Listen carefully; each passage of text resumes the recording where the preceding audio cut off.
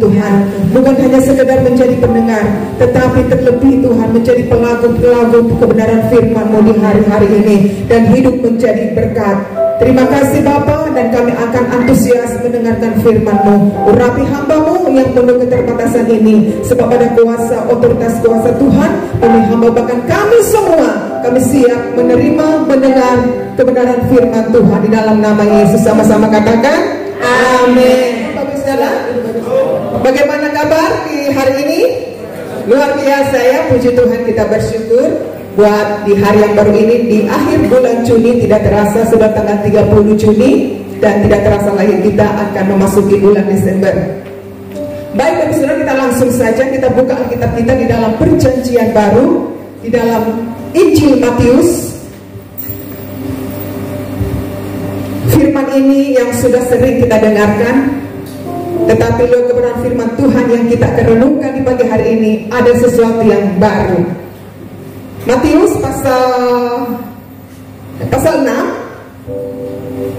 Matius pasal 6 ayat 33.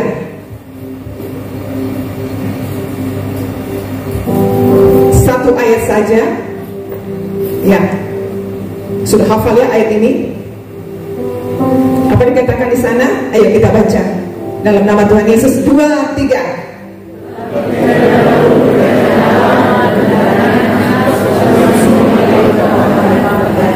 Ya, sekali lagi kita baca. 2, 3. Tetapi maka semuanya itu akan ditambahkan kepadamu. Amin. Bapak Ibu yang dikasihi oleh Tuhan Yesus Kristus, ayat firman Tuhan ini dalam perikop ini kita sudah tahu. Apa judulnya di sana? Hal kekhawatiran. Ini yang sering kita alami sebagai manusia, sebagai orang percaya, hal kekhawatiran. Tetapi Bapak Ibu, saya tidak membahas tentang kekhawatiran pada perikop ini. Saya akan masuk pada poin pembacaan kita, yaitu satu ayat saja, 33. Terkadang kita manusia, seringkali kita terfokus kepada kekhawatiran kita. Apa yang kita khawatirkan, entah apa, masalah apa. Tetapi yang saya bahas pada pagi hari ini di ayat 33, saya akan berbicara tentang upgrade, ya, upgrade atau mengupgrade. Saya tidak membahas hal kekhawatiran. Nah, kita tahu dalam dunia teknologi kita sering mendengar istilah upgrade. Apa yang kita upgrade sering Bapak Ibu? Handphone, betul? Sering lemot, ya, sering lambat loading. Ceritanya, kalau saya Bapak Ibu sering pakai, memang menggunakan ini HP ini untuk melayani lihat online dari sejak pandemi. Kata upgrade berarti kita harus mengupgrade handphone kita supaya apa? Supaya lebih efisien, supaya lebih canggih, supaya tidak lalot atau mendapatkan versi terbaru yang lebih efisien. Apalagi di era digital sekarang ya Bapak Ibu, apa sih yang tidak bisa di era digital sekarang? Semuanya serba bisa. Kita bareng-bareng duduk kerja di toko atau di kantor, di rumah. Kalau kita lapar, lewat HP makanan sudah datang diantar. Nah, inilah upgrade soal teknologi. Berikutnya, upgrade soal usaha. Apakah Bapak Ibu perlu kita mengupgrade soal usaha kita? Perlu. Dalam konteks usaha berarti melakukan pembaruan atau peningkatan terhadap berbagai aspek bisnis kita.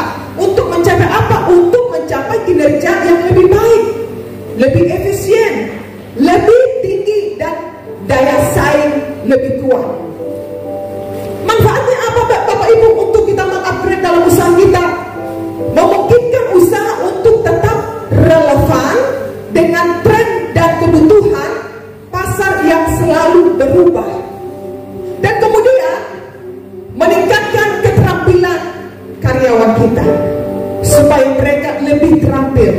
Nah, kemudian tentang upgrade soal konteks dalam kesehatan kehidupan kita Bapak Ibu. Apakah kita kesehatan kita perlu. Yang tadinya belonco makan, ya kan? Tetapi kemudian kita mengupgrade pola makan kita supaya kita lebih sehat. Contohnya, kita lebih rutin berolahraga. Jangan sering mengkonsumsi manis-manis karena sudah manis. Ya, jangan terlalu banyak makan yang lemak-lemak. Yang diet, jaga pola makan supaya apa? Supaya kita memperoleh maksimal di dalam kesehatan kita, supaya kita mau umur panjang. Dan kemudian jangan tidur larut-larut malam. Ini mengupgrade soal kesehatan kita. Kemudian Bapak Ibu, mengupgrade soal kecantikan. Apakah perlu? Bapak Ibu, bukan cuma wanita-wanita, ibu-ibu, bapak-bapak juga perlu mengupgrade soal kecantikan wajah. Perlu. Ya, melakukan apa? Melakukan treatment dong, iya kan? Bagaimana supaya wajah kita tetap glowing? Ibu Yun ketawa. Bagaimana kita terhindar dari flek-flek hitam? Ini menolak tua ini ceritanya. Bagaimana supaya tetap awet muda? Nah, kalau tentang ini silakan datang konsultasi Dokter Celi. Ada di depan. Iya, di bidang kecantikan beliau adalah pakarnya. Jadi silakan datang konsultasi di klinik JS Skin Care. Ini ini masuk endorsement ya, dok. Iya, kita mengupgrade, semuanya perlu di-upgrade Bapak Saudara. Nah, soal pelayanan. Nah ini, apakah kita perlu mengupgrade soal pelayanan? Perlu banget. Perlu. Di zaman digital, zaman sekarang ini teknologi semakin maju. Bagaimana kita menjangkau jiwa-jiwa, bagaimana kita untuk menjangkau pemuda, generasi muda. Perlunya digital. Lewat apa? Lewat medsos, lewat media. Pelayanan kita perlu kita upgrade Bapak Ibu. Tadi saya lihat ada sedikit upgrade di dalam tim PW. Angkat jempol dong, tim PW. Tetap upgrade demi untuk kemajuan pelayanan. Di dalam pelayanan, kreatif, inovatif, humble, kesatuan hati, pelayanan pasti maju. Memberikan kritik, memberikan saran, jangan lupa memberikan solusi. Pelayanan pasti maju. Ini kreatif, inovatif, humble, memiliki kesatuan hati, pasti memiliki kemajuan. Inilah pentingnya kita upgrade. Yang terakhir tentang upgrade ya, peningkatan soal hubungan dalam keluarga. Ya, apa kita yang perlu kita upgrade dalam keluarga kita supaya di dalam keluarga itu hubungan itu sehat? Bagaimana caranya? Nah ini, mengupgrade dalam cara kita berkomunikasi. Komunikasi di dalam keluarga sangat penting Bapak Ibu Saudara. Kunci sebuah keluarga yang sehat ada 4 poin. Yang pertama, komunikasi, keterbukaan, kesepakatan. Yang terakhir, jangan lupa apa? Keuangan. Ketawa. Mendukung keuangan, komunikasi, keterbukaan, kesepakatan, keuangan sangat menunjang. Nah, keluarga yang tadinya jarang komunikasi, sudah capek nih, yang kerja dari pagi sampai malam, jarang komunikasi dengan suami istri, yang tadinya suami dengan istri dengan anak, di keluarga jarang komunikasi, yang tadinya di dalam keluarga jarang berdoa sama-sama. Tetapi kita mengupgrade, membarui berpikir, membarui cara bicara, dan saling ada interaksi, komunikasi, keterbukaan, kesepakatan, keuangan, hubungan keluarga pasti sehat. Yang setuju katakan amin. Nah inilah tentang upgrade Bapak Ibu. Hubungan yang kuat dimulai dari sebuah komunikasi yang baik. Nah, Bapak Ibu Saudara yang dikasihi oleh Tuhan Yesus Kristus, yang menjadi pertanyaannya dan perenungan kita pada pagi hari ini, bagaimana sekarang ini pertumbuhan iman saudara dan saya? Bagaimana dengan hubungan saudara dan saya, hubungan saudara dengan saya dan Tuhan saat ini? Kita akan membahas tentang pentingnya mengupgrade kehidupan rohani kita, dan bagaimana hal ini dapat menghasilkan iman yang progresif, iman yang bertumbuh, bukan Kristen progresif yang sedang viral, tapi iman yang progresif, memiliki iman, peningkatan iman, kemajuan iman, next level. Seperti halnya teknologi tadi yang saya jelaskan di atas dan lain sebagainya, di mana kita sering melakukan upgrade untuk mendapatkan kinerja yang lebih baik. Demikian juga hal kerohanian kita, termasuk cara pandang kita, fokus kita, kita harus upgrade secara terus menerus supaya iman kita bertumbuh, iman yang progresif dan menghasilkan buah. Bapak Ibu, ada 3 poin penting untuk menghasilkan iman yang progresif. Yang pertama, mengupgrade fokus pikiran. Apa yang menjadi fokus kita di hari-hari ini, Bapak Ibu? Seringkali fokus kita, kekhawatiran mengalihkan fokus kita, Bapak Ibu, di hari-hari. Yang lebih dominan, kekhawatiran yang menguasai seluruh hati pikiran kita, bukan fokus kita kepada Tuhan. Ini yang terjadi di hari-hari ini. Saatnya kita mengupgrade pola pikir kita, cara pandang kita. Dengan apa? Cari dulu. Di sana dikatakan di ayat 33 ada sebuah perintah, sebuah tindakan yang harus kita lakukan, yaitu cari dulu. Apa yang kita cari, Bapak Ibu? Kerajaan dan kebenarannya. Ini kunci bagaimana kita semua supaya memperoleh kesejahteraan, keberhasilan, kemujuran dalam kehidupan kita. Yang pertama, mengupgrade cara pandang kita, pola pikir kita. Ada sebuah tindakan supaya kita menemukan dan mengerti, memahami apa maksud Tuhan dalam hidup saudara dan saya itu, menemukan kerajaan Allah dan kebenarannya. Ayat ini mengajarkan agar kita memprioritaskan hubungan dengan Tuhan dan hidup sesuai dengan kehendak Tuhan. Di sana dikatakan ada 2 kata, saya jelaskan saja. Kerajaan Allah merujuk pada pemerintahan dan kekuasaan Tuhan dalam hidup kita. Kemudian sedangkan kebenarannya berarti menjalani hidup yang benar-benar di hadapan Tuhan. Dengan kata lain, memfokuskan hidup kita pada nilai-nilai ilahi dan mencari apa kehendak Tuhan dalam hidup kita. Kita dijanjikan bahwa apa di sana dikatakan yang paling dari atas sampai ayat 32 itu, bahwa Tuhan menjanjikan kebutuhan kita lain akan tercukupi. Artinya ketika kita menempatkan Tuhan di pusat hidup kita, Dia akan memelihara hidup kita dalam segala hal. Ini yang menjadi fokus kita di ayat 33.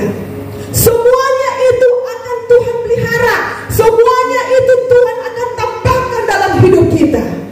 Apa yang kita terlalu khawatirkan? Apa yang kita terlalu cemaskan di hari-hari ini? Jadi masuk firman Tuhan, serahkan semua ke dalam tangan Tuhan.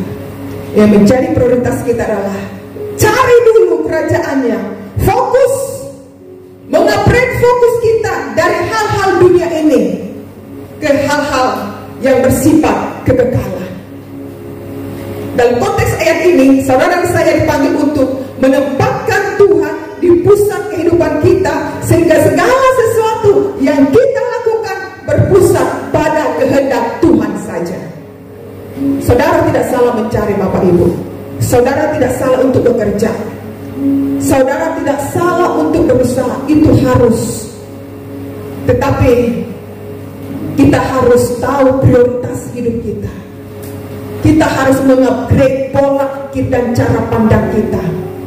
Di hari-hari ini kita harus memfokuskan kepada Tuhan. Apa yang menjadi destiny hidup kita di dunia ini? Yaitu untuk kekekalan. Selama-lamanyakah kita hidup di dunia ini, Bapak Ibu? Tidak.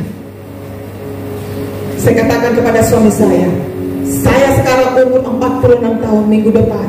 Suami saya umur 50 tahun depan. Jika Tuhan izinkan, perkenankan 30 tahun lagi, ini waktu yang singkat loh Bapak Ibu. Hidup di dunia ini, apa yang sudah kita buat selama kita hidup di dunia ini?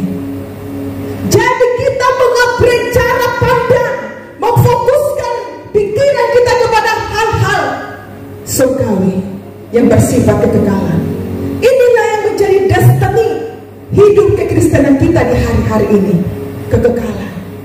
Saudara berusaha, bekerja dari pagi sampai malam, dari Senin sampai hari Sabtu, bahkan Minggu ada yang bekerja, lupa cari Tuhan, lupa beribadah. Padahal Tuhan mau hanya 1, 2, atau 3 jam saja untuk beribadah, fokus kepada Tuhan. Tapi seringkali kita lupa, melalaikan. Bapak Ibu, hal kebutuhan rohani kita sangat penting di hari-hari ini. Kalau hubungan kita dengan Tuhan lengah, jauh, kita akan tumbang untuk menghadapi berbagai macam badai tantangan dalam hidup ini. Saya yakin akan tumbang kalau kehidupan rohani kita tidak diperlengkapi dengan kebenaran firman Tuhan. Ini sangat penting. Ini yang menjadi prioritas hidup kita. Di ayat 33, carilah kebenaran, semua ada di sini. Semua ada di sini, semua Tuhan punya. Jadi ini berbicara hubungan dengan Tuhan, persekutuan kita dengan Tuhan. Bapak Ibu, ketika kita memprioritaskan Tuhan dalam hidup kita, maka kita akan melihat kehidupan yang berubah. Amin. Ketika kita memprioritaskan Tuhan dalam hidup kita, kita akan melihat kehidupan yang berubah. Yang dulunya suka terlalu khawatir, yang dulunya suka takut, tetapi ketika dia mengupgrade pola pikirnya, cara pandangnya, dia memperoleh ketenangan, dia memperoleh kekuatan. Dia tidak lagi terlalu takut, dia tidak terlalu khawatir lagi yang berlebihan, saudara. Bahkan dia lebih kuat menghadapi setiap tantangan dalam hidupnya. Karena apa? Karena dia sudah mengupgrade cara pandang dari hal-hal dunia ini, dari hal-hal negatif yang membuatnya menjadi kecewa. Dia mengupgrade cara pandangnya dari besarnya masalah yang dia hadapi kepada nilai-nilai kekekalan. Kekekalan itulah yang membuat imannya kuat, itulah yang membuatnya rohnya kuat untuk berani menghadapi tantangan badai besar dalam hidupnya. Dalam Roma pasal 12 ayat 2 di sana dikatakan kita diajarkan untuk tidak menjadi serupa dengan dunia ini, tetapi berubahlah oleh pembaruan budimu, upgrade dalam kehidupan rohani kita. Kalau tidak salah bulan lalu saya berbicara tentang berubah cara pandang juga ya, kalau nggak salah. Cara pandang kita akan mempengaruhi seluruh kehidupan kita. Jadi di sinilah kita melihat ketika kita mengupgrade pola pikir kita, kita pentingnya untuk mengupgrade dalam kehidupan rohani. Dimulai dengan membaharui cara berpikir, menjauhkan diri dari godaan dosa. Di Roma 12 ayat 2 di sana dikatakan tadi, dan memfokuskan pikiran pada firman Tuhan dan kehendak Tuhan. Untuk itu pentingnya mengupgrade kehidupan rohani kita, dan bagaimana hal ini dapat menghasilkan iman yang progresif, iman yang bertumbuh. Yang kedua, mengupgrade melalui doa. 1 Tesalonika pasal 5 ayat 17 di sana dikatakan, tetaplah berdoa. Doa adalah cara kita berkomunikasi dengan Tuhan, ya. Semua tahu itu. Bagaimana kehidupan doa Bapak Ibu Saudara saat ini? Bagaimana doa pribadi dengan Tuhan saat ini di hari-hari ini? Apakah sudah mulai kendor? Apakah kurang sudah tidak bersemangat lagi? Hanya saudara dengan Tuhan yang tahu. Mungkin sudah mulai kendor, kurangnya bersemangat untuk berdoa. Sekarang kita mulai mengupgrade melalui doa, supaya iman yang progresif, hubungan dengan Tuhan. Doa juga sebagai relationship kita dengan Tuhan, hubungan kita dengan Tuhan sebagaimana layaknya Bapa dan anak. Demikian juga kita sebagai orang percaya, hubungan kita dengan Tuhan lewat doa. Di sana ada penyembahan, keintiman dengan Tuhan, bertemu muka dengan Tuhan. Pikiran hanya berpusat kepada Tuhan, bukan lagi mengingat-ingat besarnya masalah yang kita hadapi, tekanan hidup.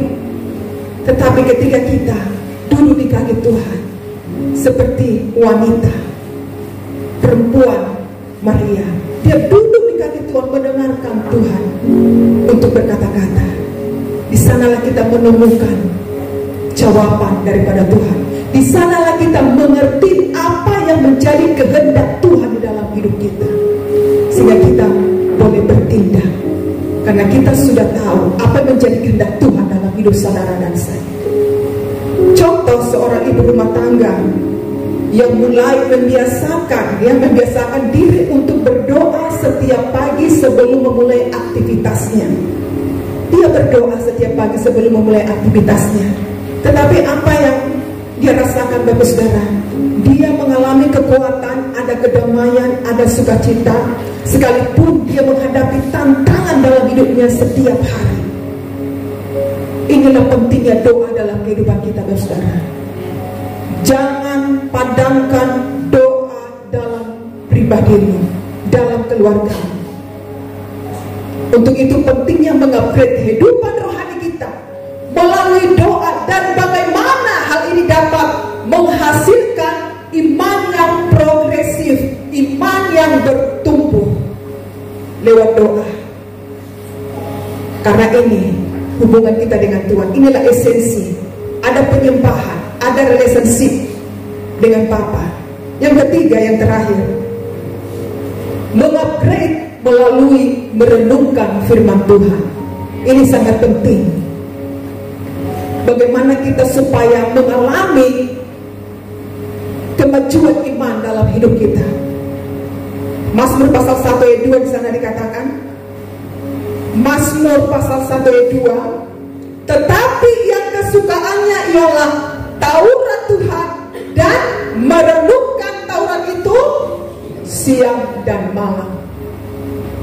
Ini berbicara keintiman, Bapak Saudara. Keintiman kita dengan Tuhan, merenungkan Taurat itu siang dan malam. Bukan berarti kita tidak kerja, bukan, Bapak Saudara.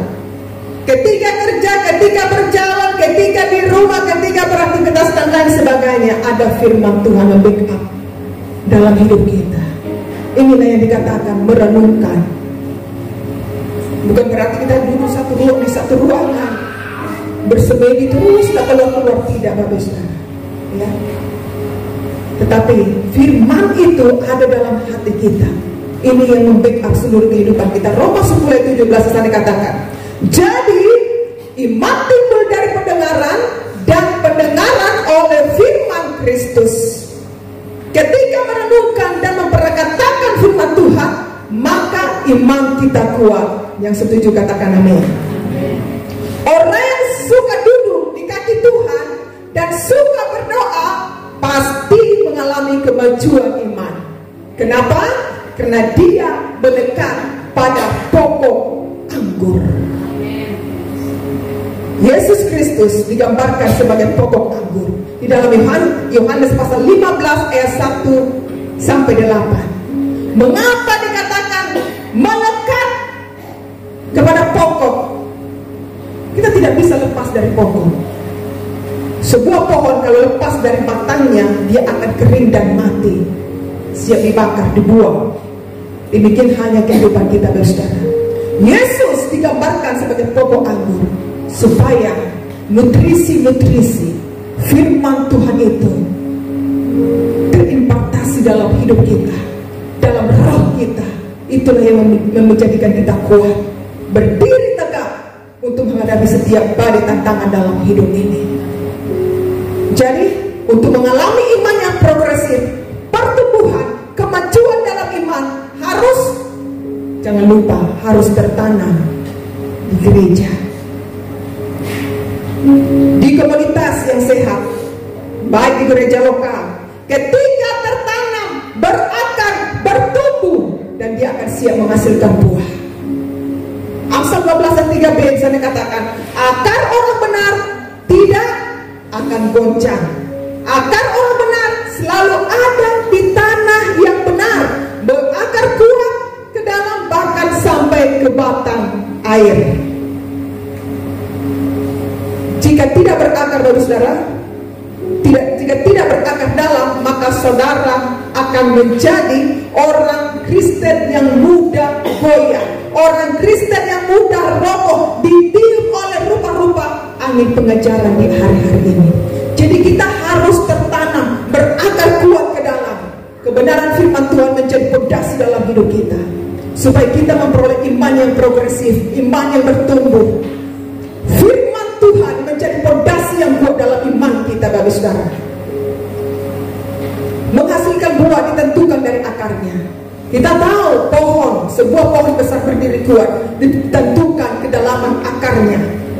Jadi badai angin apapun yang menghantam kehidupan saudara dan saya, ketika kita tertanam di bait Tuhan, berakar di dalam Kristus, percaya kita akan kuat. Sekalipun kadang-kadang khawatir pasti masih ada, tetapi kekhawatiran tidak menguasai hati pikiran kita lagi. Begitu juga dengan iman saudara dan saya, tertanam berakar di dalam Kristus, pasti kuat menghadapi kehidupan ini. Yang setuju katakan amin. Biarlah kiranya kita di hari-hari ini tertanam di dalam Kristus, berakar di dalam Kristus. Apa yang menjadi fondasi kita? Firman Tuhan, merenungkannya siang dan malam, dan percaya kita akan mencapai kepada iman yang bertumbuh, iman yang kuat, iman yang progresif. Inilah sebagai hasilnya mengalami iman yang bertumbuh tadi. Yang pertama, mengupgrade fokus atau pikiran. Yang kedua, mengupgrade melalui doa. Yang ketiga, mengupgrade melalui merenungkan firman Tuhan dan melakukannya dalam hidup saudara dan saya. Berikan tepuk tangan bagi Tuhan Yesus. Puji Tuhan. Mari setiap untuk bangkit berdiri, dan saya undang tim PW untuk maju ke depan. Kita renungkan kebenaran firman Tuhan pada pagi hari ini. Mungkin firman Tuhan mengingatkan kita, atau menegur kita, menguatkan kita. Biarlah kiranya kita di hari-hari ini semakin berakar di dalam Kristus. Sekalipun badai tantangan besar yang kita hadapi, tetapi ingat, ada Tuhan yang berjalan bersamamu. Tuhan tidak akan membiarkan engkau berjalan sendirian. Serahkan semua hal kekhawatiranmu kepada Tuhan. Bukankah Tuhan sanggup memelihara hidupmu? Mengapa engkau terlalu khawatir akan hidupmu? Mengapa engkau terlalu khawatir akan keluargamu? Mengapa engkau terlalu khawatir akan usahamu? Tuhan sanggup melakukannya dalam hidupmu, bahkan jauh dari apa yang engkau khawatirkan dalam hidupmu. Kita naikkan pujian ini, pujian dan syukur kami bawa kepada Tuhan.